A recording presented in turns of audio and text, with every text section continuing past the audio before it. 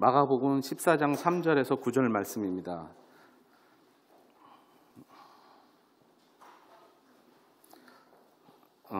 다 찾으신 줄 알고 교독하여 읽고 마지막 9절은 다 같이 합독하겠습니다. 예수께서 베다니 나병 환자 시몬의 집에서 식사하실 때에 한 여자가 매우 값진 향유 곧 순전한 나드 한 옥합을 가지고 와서 그 옥합을 깨뜨려 예수의 머리에 부으니 어떤 사람들이 화를 내어 서로 말하되 어찌하여 이 향유를 허비하는가. 이 향유를 300데나리온 이상에 팔아 가난한 자들에게 줄 수 있었겠도다 하며 그 여자를 책망하는지라. 예수께서 이르시되 가만두라. 너희가 어찌하여 그를 괴롭게 하느냐. 그가 내게 좋은 일을 하였느니라. 가난한 자들은 항상 너희와 함께 있으니 아무 때라도 원하는 대로 도울 수 있거니와 나는 너희와 항상 함께 있지 아니하리라. 그는 힘을 다하여 내 몸에 향유를 부어 내 장례를 미리 준비하였느니라. 다 같이 읽겠습니다.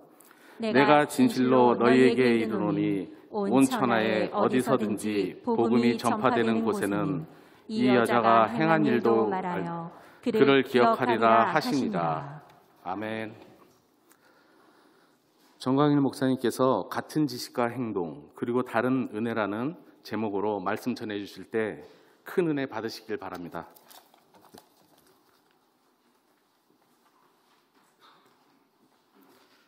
우리 함께 기도하시겠습니다. 사랑의 하나님 감사합니다. 오늘도 온 주일 가운데에 우리 하나님만을 찬양하며 또한 예배로 영광 올려드릴 수 있게 해주심에 너무나 감사드립니다. 특별히 오늘 우리 장학회 헌신 예배로 우리 하나님께 영광 올려드립니다. 우리 사랑하는 우리 자녀들, 우리 데이비드 스쿨과 또한 우리 많은 다음 세대들, 우리 열방교회에 세워져 있는 귀한 우리 자녀들을 주님 기억하여 주시고 더욱더 그 아이들이 우리 하나님의 말씀 가운데 세워지며 더욱더 하나님을 예배하는 귀한 아이들로 변화되어지는 데에 더욱더 우리가 힘을 쏟고 또한 관심을 갖고 더욱더 우리 아이들을 사랑하는 마음으로 섬길 수 있도록 아버지 함께하여 주시옵소서. 이 시간도 하나님의 귀한 말씀을 들으러 나아가려 합니다. 우리 마음 가운데에 옥토와 같은 마음을 더해 주시고 하나님의 말씀의 씨앗들이 심겨져 풍성한 열매로 영광 올려드리게 하여 주시옵소서. 우리 주 예수님의 이름으로 기도드렸습니다. 아멘. 네, 할렐루야. 아멘. 가장 피곤한 시간에 우리 함께 말씀의 자리로 나오신 우리 성도님들을 우리 주님의 이름으로 축복하고 우리 환영합니다.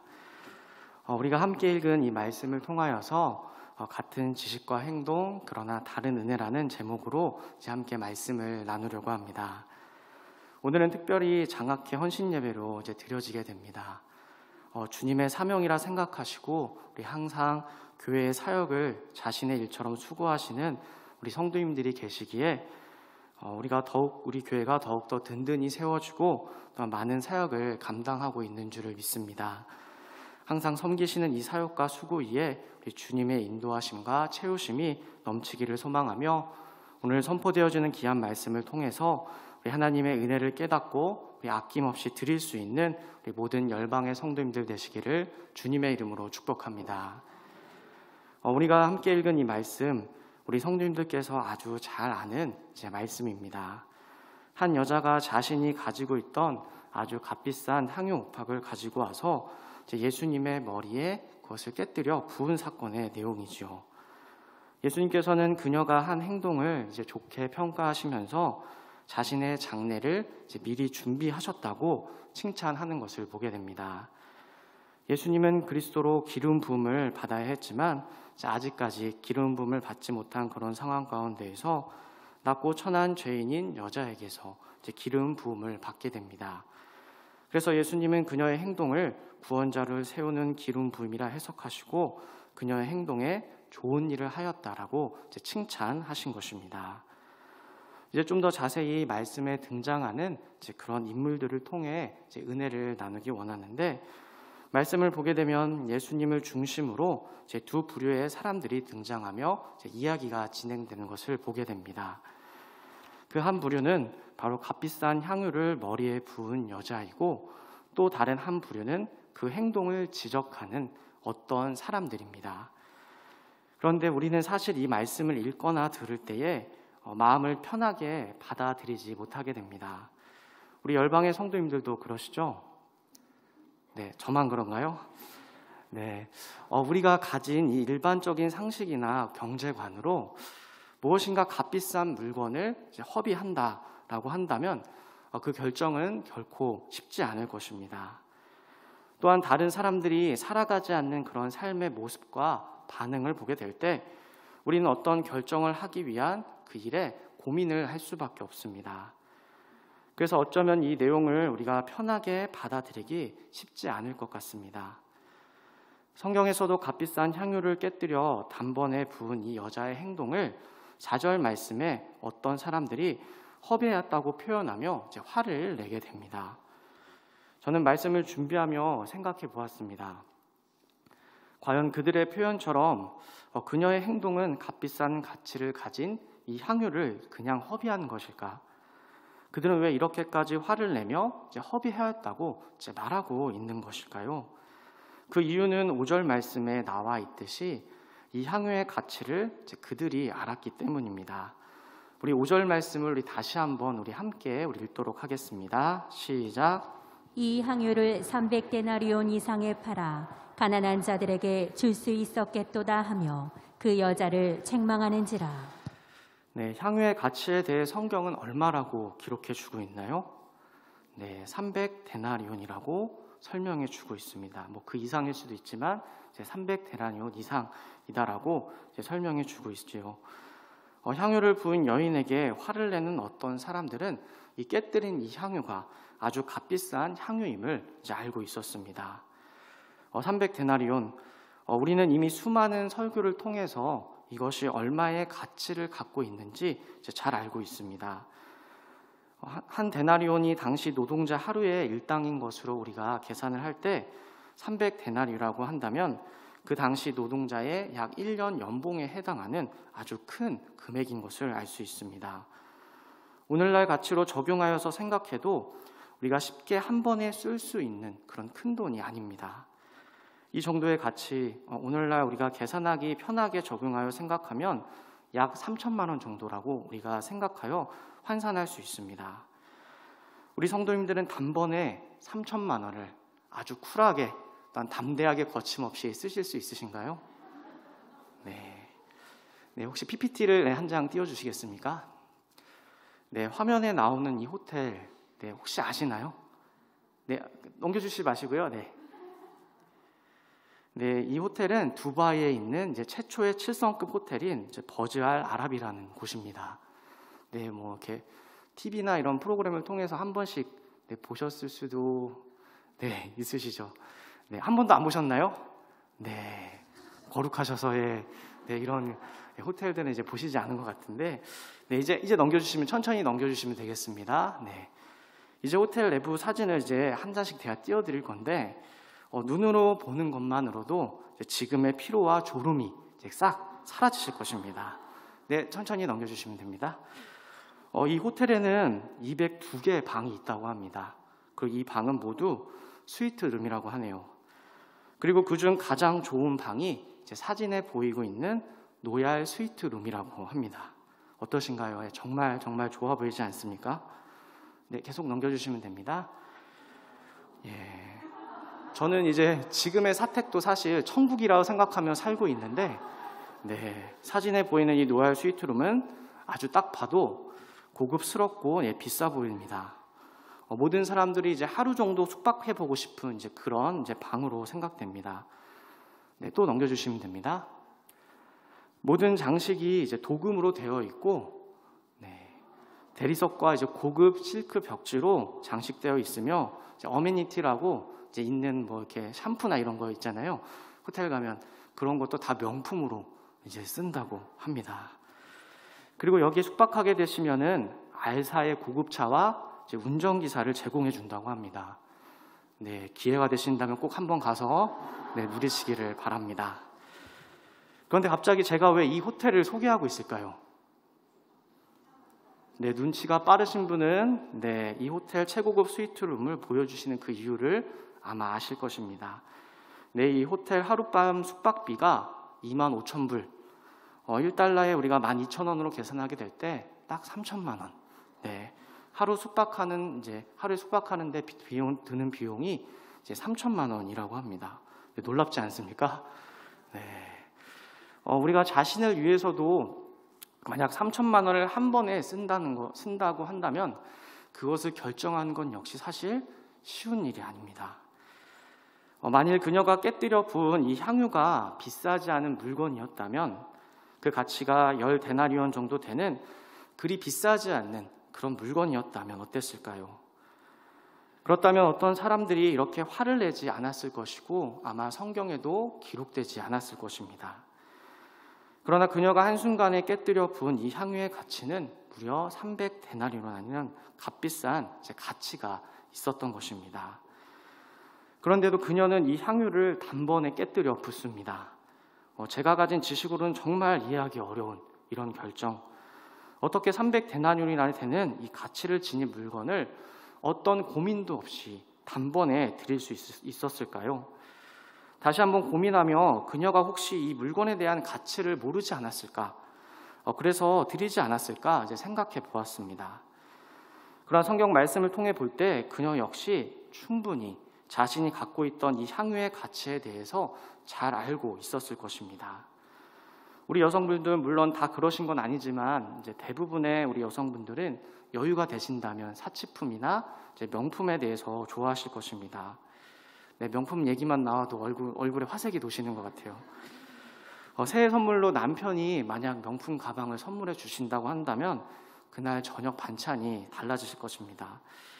저는 잘 모르지만 명품에 관심이 있는 분들은 TV에 나오는 가방이나 옷, 또한 길거리에 다니는 이 사람들의 액세서리만 봐도 그것이 어느 브랜드의 제품이며 또한 그 가격까지도 모두 안다고 합니다.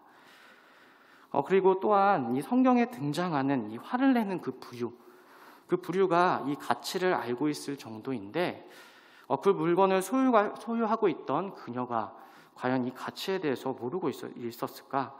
그렇게 생각해 본다면 이 여인 또한 이 값비싼 향유의 가치를 모를 리가 없었을 것입니다. 그녀가 어떻게 이 값비싼 향유를 갖고 있었는지 성경은 자세하게 기록해 주진 않지만 그녀가 가지고 있던 이 향유는 향유의 가치를 그녀는 충분히 이제 알고 있었음을 우리는 생각해 볼 수 있습니다. 그리고 그녀는 이 향유를 가진 가치를 알고 있었음에도 단번에 예수님께 그것을 드릴 수 있었습니다.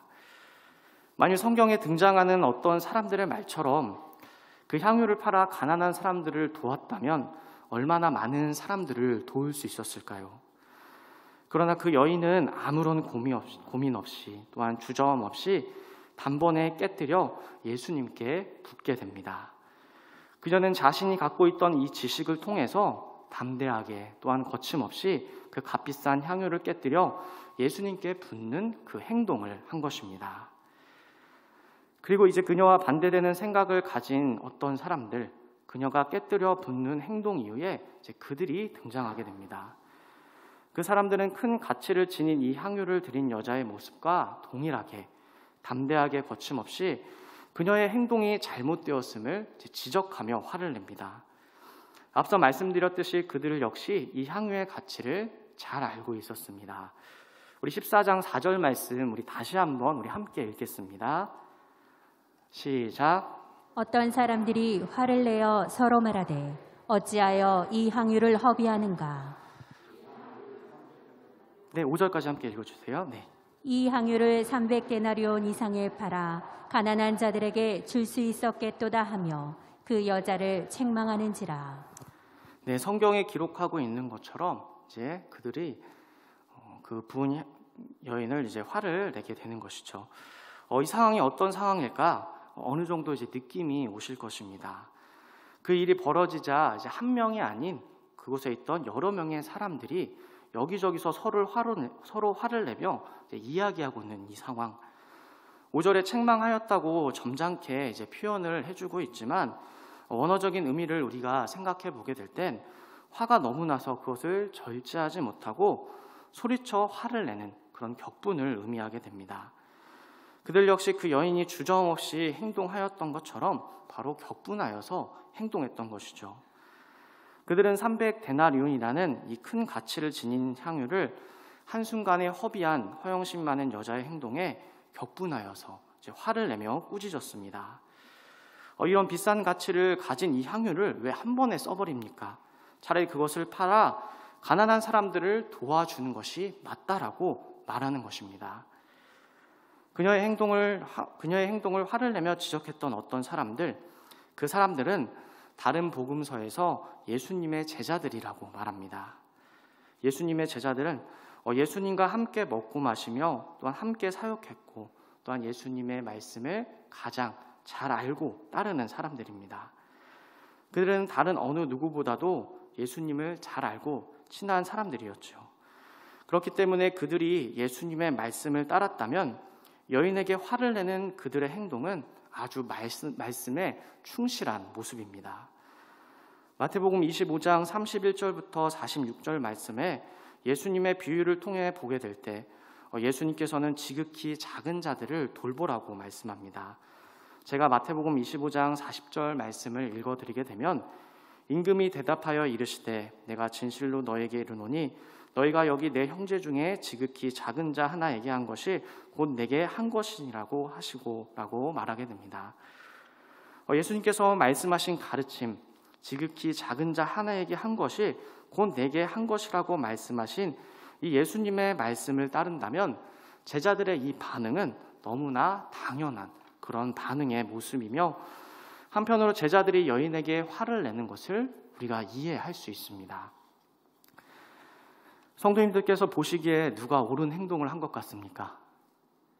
네, 물론 우리 예수님께서 그 여자의 행동을 보시고 좋은 일을 하였다고 말씀하셨기에 우리는 여자의 행동이 잘못된 일이 아닌 것을 알 수 있습니다. 그러나 오늘 말씀에서 예수님께서 이 여인의 행동을 평가하지 않았다면 성도님들께서는 제자들과 여인 중 누가 옳다고 생각하시겠습니까? 제가 한 예를 들어보겠습니다. 우리 성도님들의 자녀들이나 아니면 남편께서 회사에 취직하여 힘들게 일을 해서 돈을 버십니다. 밤에 늦게 퇴근하고 상사에게 혼나며 동료들과 비교당하고 힘들게 1년 동안 열심히 일을 해서 아껴 쓰고 또한 아껴 써서 3천만 원을 모으게 되었습니다.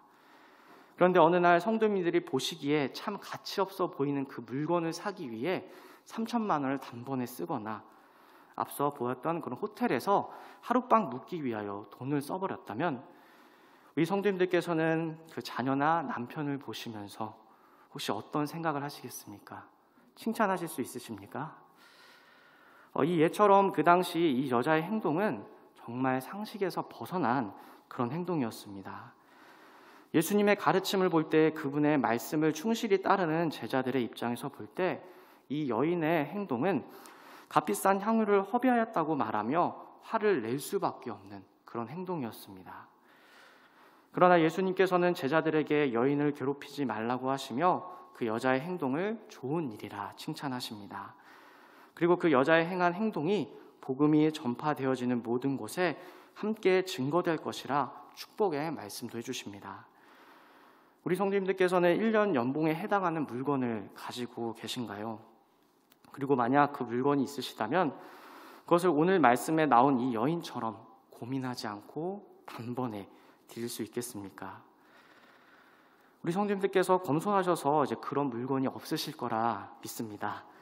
그러나 만약 동일한 가치의 물건이 있으시더라도 여인처럼 단번에 하나님께 드린다는 것 결코 쉽지 않을 것입니다. 그런데 우리가 이 말씀을 통해 진정 바라봐야 할 것, 그것은 그녀가 드린 이 향유의 가치가 아닙니다. 또한 우리가 바라봐야 될 것, 그녀의 행동이나 제자들의 행동의 옳고 그름도 아닙니다. 우리가 진정 이 말씀을 통해 바라봐야 할 것, 그녀가 왜 그런 행동을 할 수밖에 없는가 하는 것입니다. 어쩌면 자신의 생명과도 같은 이 전 재산인 값비싼 향유를 예수님께 드릴 수밖에 없었던 그 행동, 그녀에게는 자신이 갖고 있던 그 향유의 가치를 떠나서 그냥 예수님께 드릴 수밖에 없었던 그 이유, 바로 그녀가 예수님께 받았던 은혜가 있었던 것입니다. 그녀가 드린 향유, 정말로 값비싼 향유입니다. 그래서 제자들의 말처럼 그것을 팔아 가난한 자들을 도왔다면 정말로 많은 사람들을 도울 수 있었을 것입니다. 그래서 제자들은 자신들이 가진 이 지식을 통하여서 여인에게 화를 냈는지도 모릅니다. 그러나 그녀는 자신이 예수님께 받은 그 은혜를 생각해 보게 될 때 어떤 방법이건 또한 자신이 어떤 것을 가지고 있건 자신이 드릴 수 있는 가장 좋은 것, 그 모든 것을 드리고 싶었습니다. 그 여인은 자신이 가진 이 향유의 가치를 분명히 알고 있었음에도 그것을 아낌없이 그 즉시 예수님께 드릴 수밖에 없었습니다. 이 향유가 가진 가치는 그녀에게 아무 의미가 없었기 때문입니다. 그래서 그녀는 드린 것입니다. 아니, 드릴 수밖에 없었습니다. 하나님께서 우리에게 주신 이 은혜를 깨달은 사람은 바로 말씀에 있는 이 여인처럼 그냥 드릴 수밖에 없는 것입니다. 누가 말하지 않아도, 또한 누가 강요하지 않아도, 상식과 논리로 우리 생각에 이해되지 않아도 깨닫게 하시는 그 마음의 감동으로 우리 하나님께 아낌없이 내어 드릴 수밖에 없습니다. 오늘 예배는 특별히 우리 장학회 헌신 예배로 드려지고 있습니다. 우리 성도님들께서는 왜 이런 장학 사역을 하시고 또한 왜 헌금을 드리시나요? 혹 사역자나 교구장님 또한 목자가 드리라고 해서 나는 마음도 없는데 억지로 드리시는 분이 계신가요? 물론 그런 마음으로 드리시는 분도 있으시겠지만 우리 열방교회 모든 성도님들께서는 하나님께서 주신 그 은혜의 감동으로 하나님의 나라를 세워가는 그 마음으로 우리 아낌없이 드리실 거라 믿습니다. 하나님께서 내게 주신 그 사랑과 은혜를 깨닫고 보니 바로 나에게 주신 것을 통해서 또한 하나님께서 나에게 주신 것을 통해 그 은혜를 통해 하나님의 나라와 의를 위해 우리가 기꺼이 내어 드리는 것입니다. 우리 열방 공동체가 하나님께 받은 그 은혜만큼 아낌없이 우리 하나님께 드리시기를 주님의 이름으로 축복합니다. 이제 말씀을 정리하면서 우리가 하나님께 드릴 수 있는 가장 좋은 것은 무엇일까요? 우리가 드릴 수 있는 가장 좋은 것, 바로 우리 자신입니다. 하나님께서는 우리가 하나님께 돌아오기를 지금도 기다리고 계십니다. 그러나 그것은 우리가 아무나 할 수 없습니다. 우리의 삶이 180도 완전하게 변하기 위해서 예수님께서 주신 그 은혜를 제대로 깨달아 알아야 합니다. 그 예수님의 은혜를 제대로 깨달은 사람들만이 바로 이 세상의 상식이나 논리가 아닌 믿음으로 살아갈 수 있습니다. 성경에는 하나님의 은혜를 깨닫고 믿음으로 살아갔던 수많은 사람들의 모습들이 소개되어 있습니다. 믿음의 조상으로 불리는 아브라함 역시 고향을 떠나 갈 바를 알지 못할 때에 하나님만을 바라보며 믿음으로 나아갔고, 모세 역시 하나님만을 믿음으로 의지하여 이스라엘 백성들을 애굽에서 꺼내어 가나안 땅으로 인도했습니다. 다윗 역시 하나님의 은혜를 깨닫고 믿음으로 온갖 고난을 이겨내며 이스라엘 왕국을 굳건히 세우고 예수님의 조상이 되었습니다. 성도들의 삶은 예수님의 은혜를 깨닫고 그 인생의 주권을 우리 예수님께 맡기며 믿음으로 살아가는 것입니다. 믿음으로 나를 하나님께 맡기고 살아갈 때 하나님의 은혜를 더 깊이 깨닫게 되고 성령님과 동행하는 삶을 살아갈 수 있습니다. 하나님께서는 다른 무엇보다도 우리를 기다리십니다. 우리 하나님께서 탕자를 기다리는 그 아버지의 마음으로 지금도 우리를 기다리고 계십니다. 내가 하나님께 돌아와 하나님만을 예배하고 의지하며 살아가는 것을 우리 하나님께서는 가장 원하시고 우리가 드릴 수 있는 가장 가치 있는 것입니다.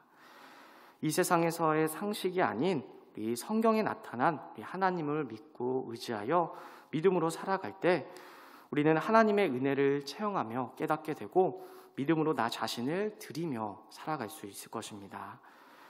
그리스도인으로 이 세상을 살아가는 것이 힘들고 어렵지만 예수님께 받은 그 은혜를 통하여 가장 소중한 것을 드린 이 여인처럼 우리 하나님의 은혜를 깨닫고 하나님께 자기 자신을 드릴 수 있는 우리 열방의 우리 모든 성도님들 되시기를 주님의 이름으로 축복합니다.